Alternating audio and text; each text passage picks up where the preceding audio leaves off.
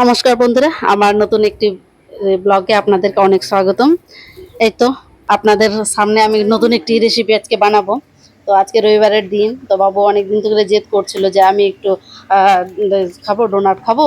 তো তুমি আমাকে বানিয়ে দাও। তো আমি বললাম ঠিক আছে, তাহলে তোমার জন্য আমি ডোনাটটা বানিয়ে দেবো। তো আমি হাফ কিলো দুধে 4টে ডিম ফাটিয়েছিলাম, আর চিনিটা হচ্ছে নিজের ইচ্ছের মতো, যেমন তোমরা মিষ্টি খেতে চাও সেই হিসেবে রাখবে। আমরা তো যেহেতু আমার বর আর আমরা দুজনে একটু সুগারটাকে মেনটেন করে চলছি, তো সেই হিসেবে আমি মোটামুটি অল্পই দিয়েছিলাম। তবুও আমি বড় চামচ দিয়ে 6 চামচ চিনি দিয়েছিলাম। আর আমি অ্যাক্টিভ ড্রাই ইস্ট নিয়েছিলাম, সেটা 1.5 চামচ দিয়েছি। তো আপনারা চাইলে মানে যখনই বানাবেন না, একটু ছোট ধরনের কৌটাগুলো নিয়ে আসবেন, যেন একটু আহ, নতুন ধরনের হয়, তাহলে নতুন ধরনের হলে তাহলে ভালো হয়। তো আমি ময়দা নিয়েছি আপনার প্রায় 8 কাপ, যেটা চা খাওয়ার কাপে 8 কাপ ময়দা নিয়েছি। আপনারা আপনাদের পরিমাণ দেখে দেখে, কারণ অনেকের ছোট বড় কাপ থাকে, তো সেই হিসেবে নিয়ে ভালো করে অল্প অল্প দিয়ে মিক্সড করে নিতে হবে, কারণ গোটা গোটা যেন না থাকে। তো আমি সেই হিসেবে নিচ্ছিলাম। তো নিয়ে আমি ময়দা ময়দা নিয়েছি, আর ময়দাগুলোকে একটু চেলে নেবেন, কারণ অনেক সময় গোটা গোটা দানা থাকে, তো পরে খেতে ভালো লাগবে না। তো এই যে আমি আবার গুলাচ্ছিলাম, তো আমার পাত্রটা না ছোট পড়ে গেছিল। তো আমার এটা ঠিকঠাক হচ্ছিল না, তখন আমি ভাবলাম তাহলে বড়টাতে আমি করে নিই, বড়টাতে সবগুলো ঢেলে নিই। তো আমি নিয়ে একটু হাত দিয়ে তারপর আমি করলাম, আর আমি দেখলাম যে আমার একটু আরো নরম হয়ে যাচ্ছিল, একটু ময়দা দিয়ে দিলাম। কিন্তু এই ময়দাটা দেওয়ার পর এত সুন্দর করে, আর একটু তেল দিয়ে দিতে হবে। তেল দিয়ে খুব সুন্দর করে মালিশ করতে হবে, যেন এটা একদম ভালো সফট হয়। আর তারপর আমি 3 ঘন্টার জন্য ফয়েল পেপার দিয়ে মুড়িয়ে আমি রেখেছিলাম। তো রাখার পর যখন আমি ওটাকে খুলছি, খোলার পর দেখলাম বাহ, খুব সুন্দর একদম ফুলে উঠেছে। দেখেছিলেন তো, অল্প ছিল আর পুরো গামলা ভর্তি হয়ে গেছে। আমার তো বেশ ভালোই লাগছিল।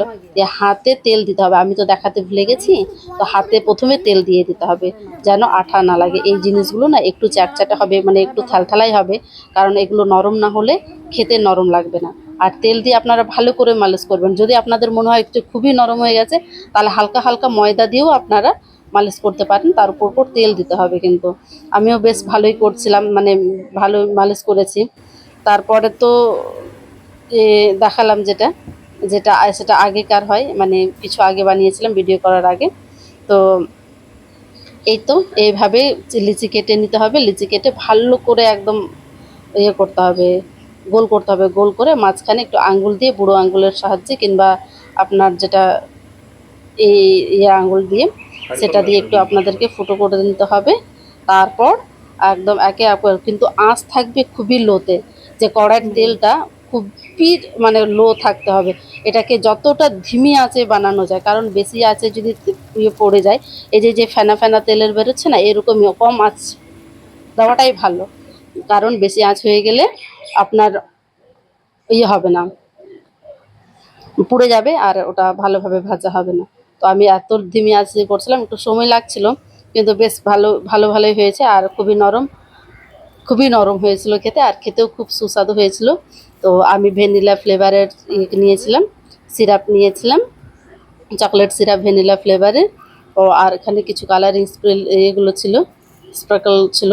এগুলো আমি জানি না, বাবু ঠিকঠাক এগুলো ওর বাবাই এনেছে।